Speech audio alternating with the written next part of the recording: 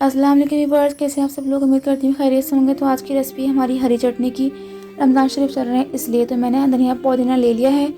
उसके साथ मैंने ले ली है 8 से 10 हरी मिर्चें और 1 टीस्पून सॉल्ट और 3 से 4 लहसुन काट के मैंने ले लिया है। और मैंने ले लिया है 1 टीस्पून चाट मसाला।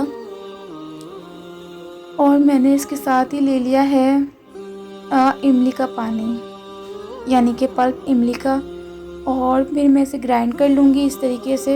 आप चाहें तो इसमें पानी ऐड कर सकते हैं, वरना तो आप इमली का पानी भी ऐड कर सकते हैं। मैंने इसे पानी ऐड किया था 4 टेबल स्पून।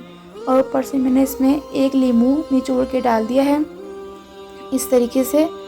और मैं इसमें डाल रही हूँ वाइट जीरा 1 टेबल स्पून ऊपर से, ठीक है। और इसे मिक्स कर लेंगे।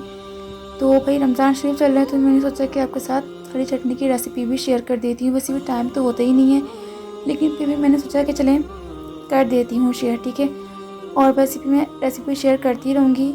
और वैसे भी लास्ट डेज़ के अंदर मैंने एहतिकाफ़ करना है, तो मैं बिज़ी होंगी तो तब रेसिपी शायद नहीं आएंगी।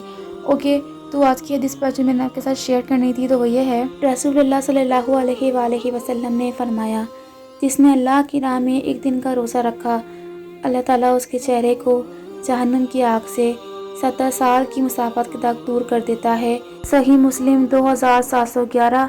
वीडियो पसंद आए चैनल को सब्सक्राइब करें, वीडियो को लाइक करें, कमेंट करके ज़रूर बताइएगा कैसी लगी रेसिपी। अपना ख्याल रखें, दुआओं में याद रखें। अल्लाह हाफिज़।